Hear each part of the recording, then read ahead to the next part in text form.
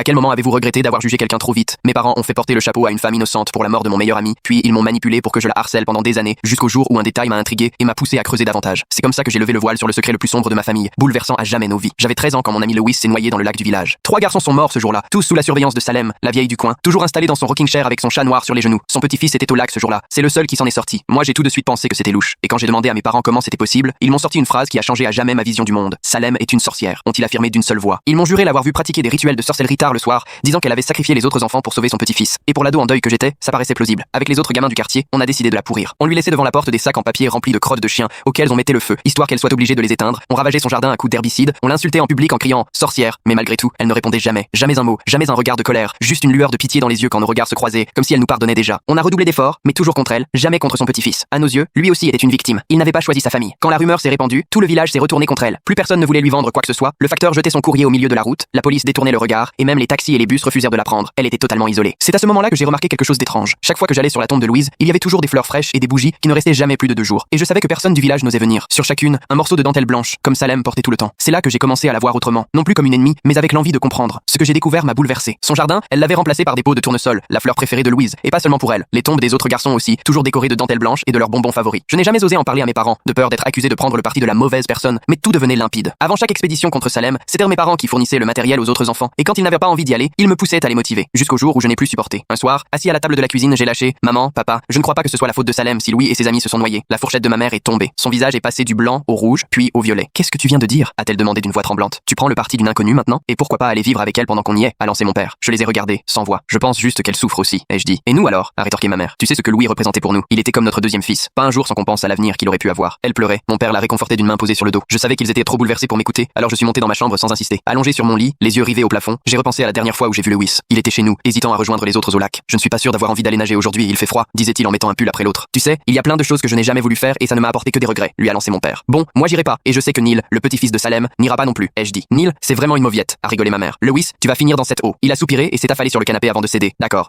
vous avez raison, j'y vais et j'embarque tout le monde. Ce furent ses derniers mots avant de partir. Pendant des années, la douleur avait effacé ce souvenir, sans doute parce qu'il était plus facile d'être en colère. Découvrez l'histoire complète en cliquant sur la vidéo ci-dessous.